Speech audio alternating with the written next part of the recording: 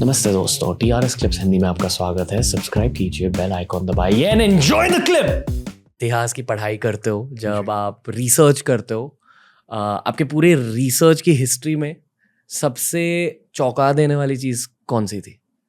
परशुराम की बात करें, परशुराम की आपके पॉडकास्ट में पहले बहुत बात हो चुकी है। 4 युगों में से 3 युगों में परशुराम का जिक्र है, उनकी बातें हैं।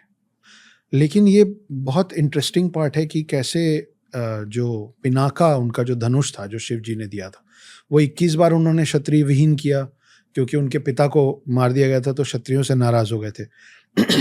अब क्षत्रियों से नाराज होकर वो क्षत्रियों पे भारी क्यों पड़ रहे थे, उसके पीछे भी एक कहानी है।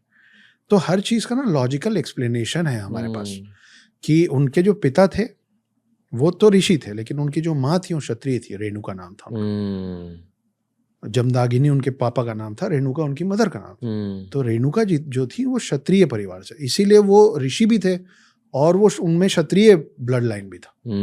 तो 21 बार क्षत्रिय विहीन करते करते वो भूल गए कि 21 बार हो गया। फिर उनको याद दिलाया गया, हनुमान जी उनको याद दिलाया कि महाराज प्रभु हो गया, रुकिए। अब वो जो यहाँ मोटा मोटा ये Parshuram is one of the दशावतार्स। परशुराम एक लौते ऐसे शख्स हैं सब में जो दशावतार के 10 लोगों में भी उनका नाम है और 7 चिरंजीवियों में भी उनका नाम है। तो वो जब शांत हुए तो शिव का दिया ये जो धनुष था, जिसका नाम पिनाका था, ये उन्होंने दिया राजा जनक को, और राजा जनक थे सीता के पिता। ओके। और उसकी प्रत्यंचा जो पीछे वो डोरी लगती है, उसको उतार दिया उन्होंने कहा कि जो इसकी प्रत्यंचा चढ़ा लेगा वो सही वर होगा। ये बोल के वो चले गए महेंद्र पर्वत में तपस्या करने। सालों साल बीत गए, क्योंकि त्रेता युग जो है, जो सेकंड युग है, ये भी एक कन्फ्यूजन है। मुझे बड़ा आश्चर्य हुआ कि लोगों को लगता है कि सतयुग है, फिर द्वापर है, फिर त्रेता है, क्योंकि डी और टी, त्रे सुन के थर्ड लगता है। तो त्रेता युग की शुरुआत में जो पहले अवतार हैं वो परशुराम, और त्रेता युग के जो आखिरी अवतार हैं वो राम है।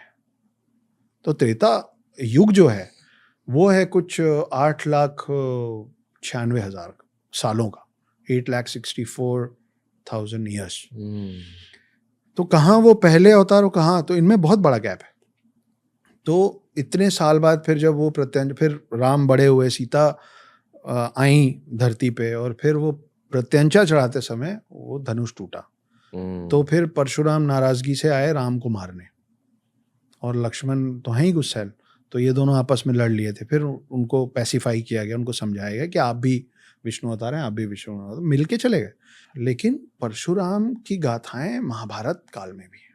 तो अगर भाई बोलते हैं ना कि इमॉर्टल हैं तो बार बार आएंगे, तो फिर भीष्म पितामह, सूर्यपुत्र कर्ण और द्रोणाचार्य, इन तीनों के युद्ध गुरु जो हैं, और वो एकलव्य स्टाइल नहीं कि भाई द्रोणाचार्य की मूर्ति लगाई सीख गए, नहीं, फिजिकल प्रेजेंस के साथ इन तीनों को तैयार करने वाले फिर परशुराम।